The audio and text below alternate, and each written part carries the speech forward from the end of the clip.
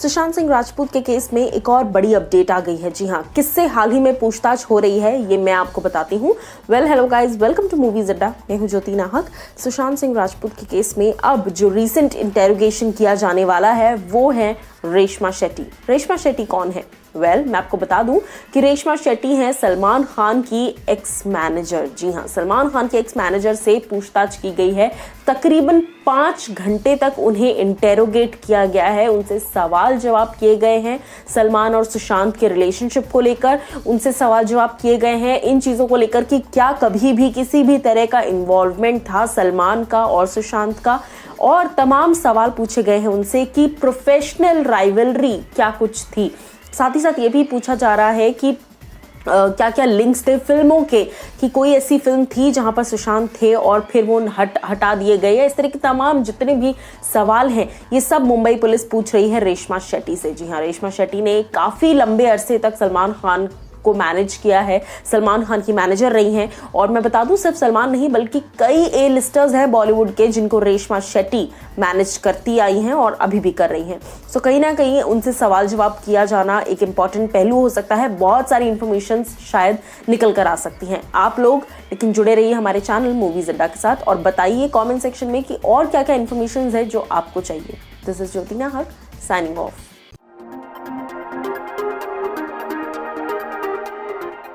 सुशांत सिंह राजपूत के जाने के बाद से टेलीविजन से लेकर बॉलीवुड तक डिबेट छिड़ चुका है नेपोटिज्म का। और इस नेपोटिज्म के डिबेट पर हाल ही में हिना खान ने अपना बयान दिया था, जब उन्होंने इस बात को कहा कि कहीं ना कहीं टेलीविजन के जो एक्टर्स हैं उनको उस तरह का रिकॉग्निशन नहीं दिया जाता फिल्म्स में, और कहीं ना कहीं ऐसे ट्रीट किया जाता है दैट ओ आप टेलीविजन से हो। सो कहीं ना कहीं हमें इक्वल अपॉर्चुनिटी नहीं दी जाती है, ये कहना था हिना खान का। लेकिन उस चीज पर अब रश्मि देसाई ने भी उनका साथ देते हुए क्या कुछ कहा है ये मैं आपको इस वीडियो में बताऊंगी। लेकिन उससे पहले सब्सक्राइब करना बिल्कुल मत भूलिए हमारे चैनल मूवीज अड्डा को।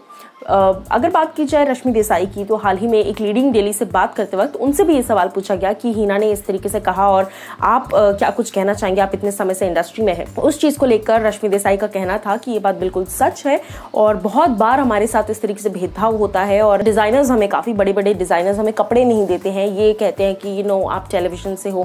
फिल्म्स कई बार हमारे हाथ से चली जाती हैं अगर हम टेलीविजन स्टार हैं, क्योंकि डायरेक्टर्स को ये लगता है आप ऑलरेडी बहुत एक्सपोजर आपको मिला हुआ है, आपको बहुत लोग ऑलरेडी जानते हैं। इस तरह की तमाम चीज़ें हमें कही जाती हैं जो कहीं ना कहीं बहुत ज़्यादा बुरा लगता है। That in spite of having talent, in spite of having a fan following, still we are being rejected. So कहीं ना कहीं इस तरह की बातें कहकर हिना खान का साथ दे दिया है और अपना स्टैंड रख दिया है नेपोटिज्म पर और फेवरेटिज्म पर रादर। आप एज अ व्यूअर क्या कुछ कहना चाहते हैं आप हमें बताइए कमेंट सेक्शन में।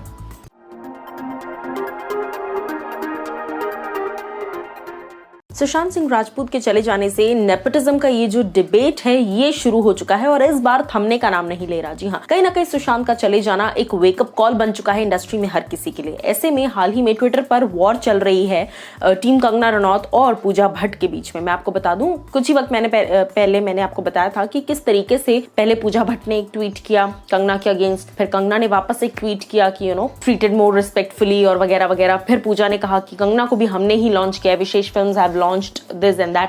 अब इस वॉर को पूजा भट्ट ने जो है वो एक अनदर लेवल पे पहुंचा दिया। जी हाँ, उन्होंने कई सारे वीडियोस और स्क्रीनशॉट्स शेयर किए हैं जहां पर कंगना रनौत जो है थैंक यू कहती नजर आ रही हैं महेश और मुकेश भट्ट को, और साथ ही साथ ये भी कह रही हैं कि थैंक यू फॉर लॉन्चिंग मी, और गैंगस्टर के जरिए उन्हें पहचान मिली, गैंगस्टर के लिए उन्हें बेस्ट एक्ट्रेस का अवार्ड मिला, तमाम ये सारी चीजें।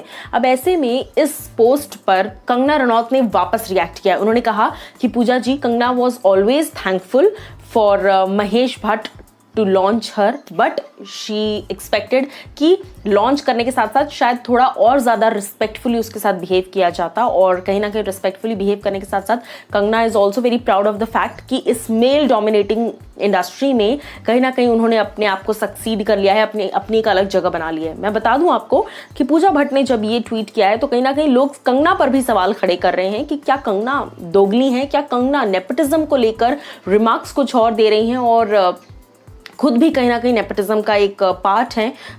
जिस तरीके से ट्रोलर्स जो हैं वो लगातार ट्रोल कर रहे हैं पूजा भट्ट के इस वीडियो के बाद, इस पोस्ट के बाद कहीं ना कहीं लोग कंगना पर सवाल खड़े कर रहे हैं कि कंगना पहले खुद ही महेश भट्ट की तारीफ करती हैं और ये सारी चीज़ें, और अब जब वो सक्सेस पा चुकी हैं तो वो इस तरह की चीज़ें कर रही हैं।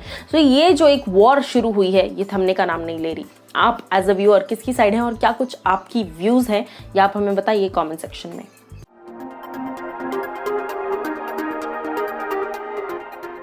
दिल बेचारा के ट्रैक ने रिलीज होने के 1 घंटे के अंदर अंदर रिकॉर्ड ब्रेक कर दिया है। जी हाँ, क्या रिकॉर्ड ब्रेक किया है चलिए आपको बताते हैं। Well hello guys, welcome to Movies Adda. मैं हूं ज्योति नाहक। सुशांत सिंह राजपूत की आखिरी फिल्म दिल बेचारा, जिसको देखते वक्त दिल जेन्युइनली बेचारा महसूस कर रहा है, लेकिन कहीं ना कहीं इस फिल्म के ट्रेलर को, इस फिल्म के गानों को जिस तरह का रिस्पॉन्स मिल रहा है वो अनबिलीवेबल है। मैं आपको बता दूं कि ये गाना कुछ ही घंटों पहले रिलीज हुआ, लेकिन रिलीज होने के 1 घंटे में ये गाना 1 मिलियन प्लस लाइक्स जुटा चुका था। जी हाँ, ये एक रियल रिकॉर्ड है। इससे पहले किसी भी गाने को 1 घंटे के अंदर अंदर 1 मिलियन प्लस लाइक्स नहीं मिले हैं। ये सुशांत सिंह राजपूत की पावर है, ये सुशांत सिंह राजपूत के लिए लोगों का प्यार है। कहीं ना कहीं जिस तरीके से जो है चीज़ें हो रही हैं, ऐसे में लोगों का गुस्सा, इमोशन, प्यार सब कुछ उभर कर आ रहा है। मैं आपको बता दूं, इस वक्त अगर आप गाने को देखेंगे और इस वक्त अगर आप उसके रिकॉर्ड्स की बात करें तो हाईएस्ट नंबर ऑफ व्यूज, जी हाँ, महज 4 घंटे में ये गाना 5.5 मिलियन व्यूज तक पहुंच चुका है, जो कि बहुत बड़ा नंबर है अगेन। उसके बाद अगर बात की जाए 4 घंटे में महज 2 मिलियन लाइक्स आ चुके हैं। 1 घंटे में तकरीबन 1 मिलियन प्लस लाइक्स आ चुके थे और अब 4 घंटे में इस गाने को 2 मिलियन से भी ज्यादा लाइक्स आ चुके हैं। और सबसे बड़ी बात, इस गाने पर कमेंट सेक्शन की अगर आप भरमार देखेंगे तो तकरीबन 1 लाख कमेंट्स आ चुके हैं इस गाने में। सो इसी से पता चलता है कि फैंस जो है वो कितने ज्यादा खुश हैं। वेल, और भी बहुत सारे रिकॉर्ड्स इस गाने ने तोड़े हैं, उस पर मैं बहुत जल्द आपको बताऊंगी, लेकिन तब तक के लिए आप जुड़े रहिए हमारे चैनल मूवीज अड्डा के साथ। दिस इज ज्योति नाहक साइनिंग ऑफ।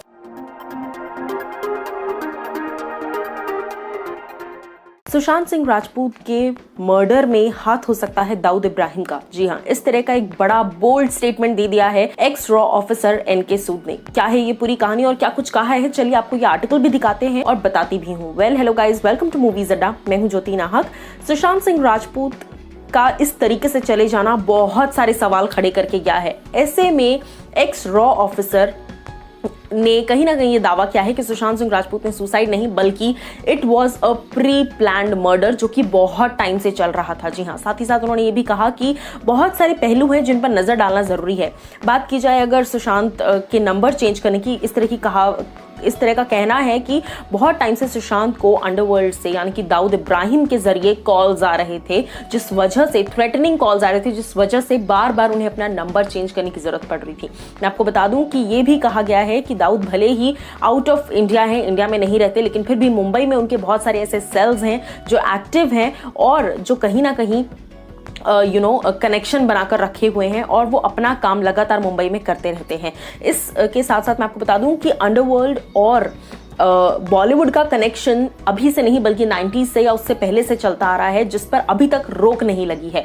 बॉलीवुड जो है वो लगातार, बॉलीवुड के कुछ ऐसे नाम हैं जिनका नाम रिवील नहीं किया गया, लेकिन कुछ ऐसे लोग हैं जो कंटिन्यूसली जाते हैं और दाऊद इब्राहिम के कॉन्सर्ट्स हों या उनके टीम के जरिए अरेंज किए गए इवेंट्स पर जाकर परफॉर्म करते हैं और वहां से जो पैसा इकट्ठा होता है वो पैसा जाता है ISIS की फंडिंग के लिए। सो कहीं ना कहीं ये चीजें जो है बहुत लिंक्ड है, ऐसा इस आर्टिकल में कहा गया है जो मैं आपको बता रही हूँ। और उसके साथ साथ मैं आपको ये भी बता दूं कि ये कहा जा रहा है, जो एक्स रॉ ऑफिसर हैं उन्होंने इस बात को भी कहा है कि कहीं ना कहीं सुशांत सिंह राजपूत के घर के cameras, CCTV cameras last moment पर ऑफ हो जाना, जिस दिन उनकी डेथ हुई, उसके बाद घर की एक्स्ट्रा कीज मिसिंग होना बहुत सारे सवाल खड़े करता है। और कहीं ना कहीं ये चीजें जो है बहुत इंटरलिंक्ड है। Bollywood is still linked with underworld और अंडरवर्ल्ड के प्रेशर बहुत टाइम से आ रहे थे, उनको बहुत सारे थ्रेटनिंग कॉल्स आ रहे थे।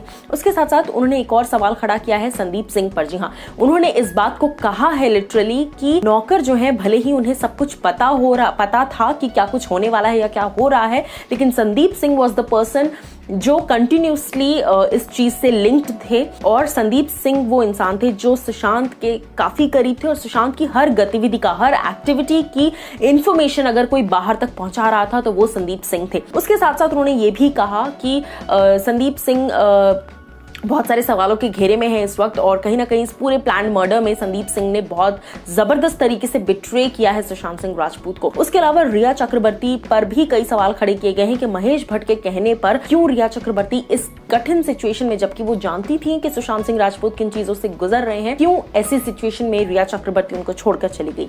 ये सारे सवाल बहुत ही ज्यादा अहम है और कहीं ना कहीं एक तरीके से एक्स रॉ ऑफिसर एनके सूद ने इल्जाम नहीं बल्कि कंफर्म ये कह दिया है कि it is a planned murder linked with underworld and it is a well pre planned murder. So आप एज अ व्यूअर क्या कुछ कहना चाहते हैं, इस आर्टिकल को देखिए, इन बातों पर गौर कीजिए और फिर एज अ व्यूअर आपकी क्या ओपिनियन है इस चीज पर, या आप हमें बताइए कमेंट सेक्शन में। और हम भी इस चीज की उम्मीद करते हैं कि सीबीआई इंक्वायरी हो और निष्पक्ष तरीके से जांच हो इस पूरे मामले की। दिस इज ज्योति नाहक साइनिंग ऑफ।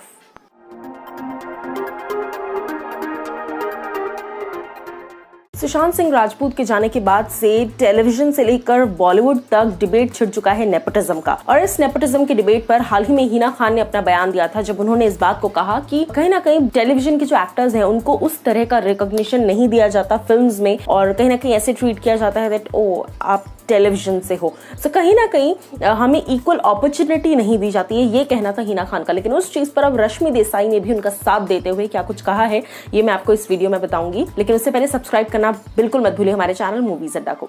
अगर बात की जाए रश्मि देसाई की, तो हाल ही में एक लीडिंग डेली से बात करते वक्त उनसे भी ये सवाल पूछा गया कि हिना ने इस तरीके से कहा और आप क्या कुछ कहना चाहेंगे, आप इतने समय से इंडस्ट्री में है। उस चीज को लेकर रश्मि देसाई का कहना था कि ये बात बिल्कुल सच है और बहुत बार हमारे साथ इस तरीके से भेदभाव होता है और डिजाइनर्स हमें, काफी बड़े बड़े डिजाइनर्स हमें कपड़े नहीं देते हैं, ये कहते हैं कि आप टेलीविजन से हो। फिल्म्स कई बार हमारे हाथ से चली जाती हैं अगर हम टेलीविजन स्टार हैं, क्योंकि डायरेक्टर्स को ये लगता है आप ऑलरेडी बहुत एक्सपोजर आपको मिला हुआ है, आपको बहुत लोग ऑलरेडी जानते हैं। इस तरह की तमाम चीजें हमें कही जाती हैं जो कहीं ना कहीं बहुत ज्यादा बुरा लगता है that in spite of having talent, in spite of having a fan following, still we are being rejected. So कहीं ना कहीं इस तरह की बातें कहकर हिना खान का साथ दे दिया है और अपना स्टैंड रख दिया है नेपोटिज्म पर और फेवरेटिज्म पर रादर। आप एज अ व्यूअर क्या कुछ कहना चाहते हैं आप हमें बताइए कमेंट सेक्शन में।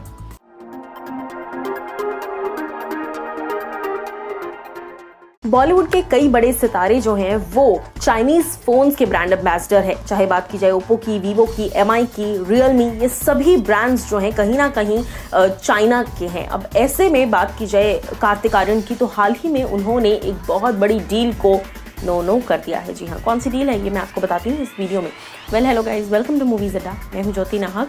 कार्तिक आर्यन जो कि ओप्पो के ब्रांड एम्बेसडर हैं, उन्होंने हाल फिलहाल में ओप्पो की एक बहुत बड़ी करोड़ों की डील को उन्होंने रिजेक्ट कर दिया है। उन्होंने उस प्रोडक्ट का ब्रांड एम्बेसडर होने से मना कर दिया है और साथ ही साथ उन्होंने कहा है कि वो ऐसी किसी भी इंडोर्समेंट को सपोर्ट नहीं करेंगे। तो कहीं ना कहीं यहाँ पर एक क्लियर स्टैंड नजर आ चुका है। बॉलीवुड भी अब चाइनीज चीज़ों से पीछे हट रहा है। बॉलीवुड भी अब जो है चाइना के प्रोडक्ट्स को एंडोर्स करने से पीछे हट रहा है and this is a very good start. So कहीं ना कहीं कार्तिक आर्यन का ये करोड़ों की डील को ठुकरा देना अपने आप में दिखाता है देशभक्ति का एक जज्बा, क्योंकि शुरुआत छोटी चीज़ों से ही होगी। सो यहाँ पर कार्तिक आर्यन के स्टेप को लेकर आपके क्या व्यूज़ हैं, क्या आप हमें बताइए दिए गए कमेंट सेक्शन में।